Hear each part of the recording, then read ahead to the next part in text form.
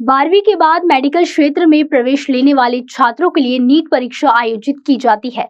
इस साल नीट परीक्षा का रिजल्ट लोकसभा चुनाव नतीजों के दिन यानी 4 जून को घोषित किया गया था। इस परीक्षा में 67 विद्यार्थियों को अंक मिले। इसके चलते प्रदेश भर में छात्र आक्रामक हो गए। आज शहर के क्रांति चौक पर छात्रों ने जोरदार प्रदर्शन किया। 14 जून का रिजल्ट 4 जून को क्यों, यह सवाल छात्रों ने उठाया है। परीक्षा में उत्तीर्ण हुए कुछ विद्यार्थियों को बोनस अंक दिए गए हैं। पिछले साल 600 अंक वाले छात्रों को 20,000 की रैंक दी गई थी, लेकिन इस बार इतने ही अंक वाले छात्र को 60,000 से अधिक की रैंक दी गई है। इसलिए इन छात्रों की मांग है कि यह परीक्षा दोबारा ली जाए। एनटीएने जे रिझल्ट डिक्लेअर केले यावेळेस ते खूप शॉकिंग रिझल्ट आहेत, जो की बिलकुल एक्सपेक्टेड नव्हता। रँकिंग खूप हाय गेली आहे, तर जे काही स्कॅम वगैरे झाला असेल त्यांनी ते क्लिअर करावं। माझी अशी इच्छा आहे की रिझल्ट रिपब्लिश करावे त्यांनी, किंवा ज्या सेंटर्सवरती काही घडलंय चीटिंग वगैरे त्यांनी री एक्झाम घ्यावी आणि मग सगळे एकत्र करून परत रिपब्लिश करावे रिझल्ट। माझे मार्क्स 604 आहे। अभिषेक जगदाळे। अभिषेक जगदाळे ऑलरेडी एक रिपीटर आहे। मला 580 मार्क्स येत आहे आणि माझा रँक 1 लाखाच्या वर चालला। जेवढे तर सीट्स नाही आपल्याला माहिती आहे, आणि हे सगळं जे झाले ते स्कॅममुळे झाले। कारण की मागच्या वर्षी ह्या मार्क्सवर मला कॉलेज भेटलं होतं, तर मला अपेक्षित होतं की भेटायला पाहिजे होतं, पण रँक जेव्हा बघितलं तेव्हा तर मग काही खरं नाही मार्क्स, आणि मी ऑलरेडी एक रिपीट होतं। माझं आणखी 1 वर्ष वाया जातं त्याच्यावर। तर मला हे वाटतं की यांनी काहीतरी करायला पाहिजे याच्यावर। ते जे ग्रेस मार्क्स त्याच्यावर काय केलं पाहिजे, त्यांची परत एक्झाम घ्यायला पाहिजे, तर आमचं सुद्धा परत रिझल्ट किंवा रिनीट काहीतरी करायला पाहिजे। आमचं 1 वर्ष वाया नाही झालं पाहिजे आणखी।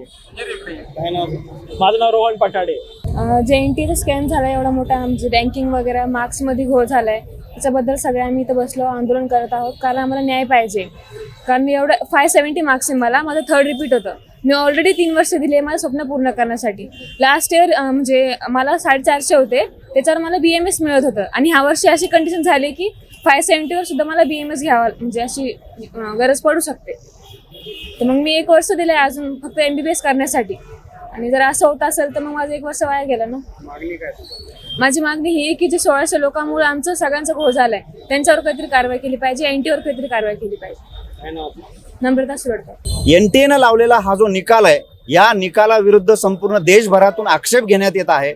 एक तर तुम्ही 14 तारखेचा निकाल 4 तारखेला एवढ्या घाई गडबडीत कशामुळे लावला, हीच प्रश्नाची सुई सध्या एनटीएकडे आहे। दुसरं, बोनस मार्क विद्यार्थ्यांना 1600 विद्यार्थ्यांना तुम्ही बोनस मार्क का दिले, कशाच्या धर्तीवर दिले? तुम्ही जर कॅटच्या परीक्षेच्या धर्तीवर दिले असाल तर ती एक ऑनलाईन एक्झाम आहे। तुम्ही ऑफलाईन एक्झामला कोणते निकष लावून ते एक्स्ट्रा मार्क दिले, ज्याचा बेनिफिट एका स्पेसिफिक वर्गालाच झालेला आहे 1600 मुलांना। मग पूर्ण देशभरामध्ये असे बरेच विद्यार्थी आहेत, त्यांना सुद्धा लेट पेपर भेटलेला आहे। मग त्यांच्यावर हा अन्याय का, की त्यांनी त्याच्या विरुद्ध आवाज उठवला नाही म्हणून त्यांचं नुकसान करायचं?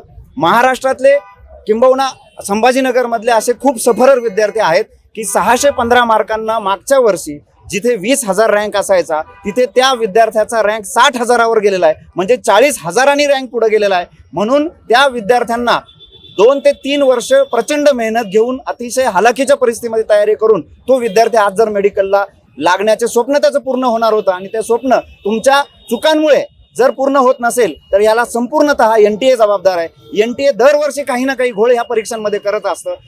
जेव्हापासून एनटीएकडे एक्झाम आलेली आहे, दरवर्षी प्रश्नांमध्ये चुका निघतात। तुम्ही वर्षभरामध्ये 200 प्रश्न नीट काढू शकत नाहीत। तुम्हाला फक्त 200 प्रश्न ॲक्युरेट आणि चांगले व्यवस्थित आन्सर असलेले काढता येत नाही।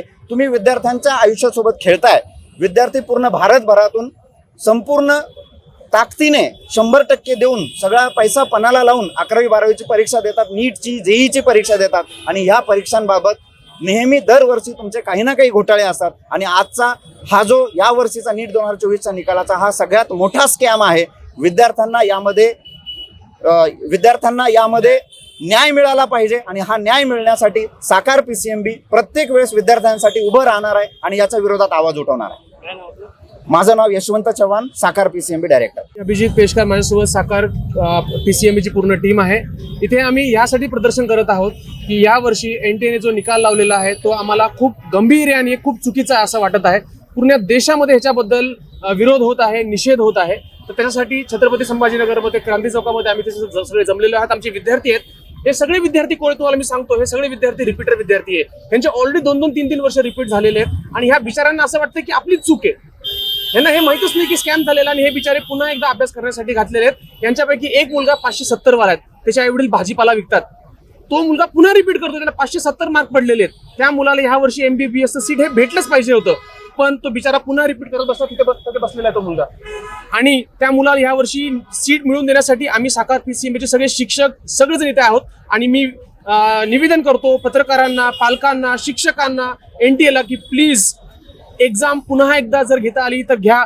जर घेता नाही आली तर ऍटलिस्ट जे लोक म्हणजे ज्यांनी चुका सफरर आहेत त्यांना काहीतरी न्याय मिळून द्या. ज्यांनी चूक केली त्यांना काहीतरी शिक्षा द्या, पण कृपया लवकरात लवकर हा निर्णय लावा. आणि सगळ्यात महत्वाची गोष्ट, प्रत्येक वर्षी काय होतं, नीटची एक्झाम पुन्हा होते किंवा काहीतरी होतं आणि त्यांनी ना मुलांचे 2-4 वर्ष वाया, 2-3 महिने वाया जातात, निकाल पोस्टपोन होत राहतो आणि MBBS चे जे फर्स्ट इयरचे ऍडमिशन आहे ते लेट होतात. त्यामुळे त्या फर्स्ट इयर मध्ये गेलेल्या मुलांचं सुद्धा नुकसान होतं. तर हे सुद्धा NTA ने दखल घेतली पाहिजे आणि लवकरात लवकर ह्याच्यावरती काहीतरी आम्हाला न्याय मिळवून दिला पाहिजे. नीटचा निकाल हा 14 तारखेला लागणार होता, पण त्यांनी 4 तारखेला लावला. नेमकं कारण काय असतं? सर, इलेक्शनचे रिझल्ट लागले होते, लोकांना माहिती पूर्ण फोकस हे इलेक्शनवर असणार आहे.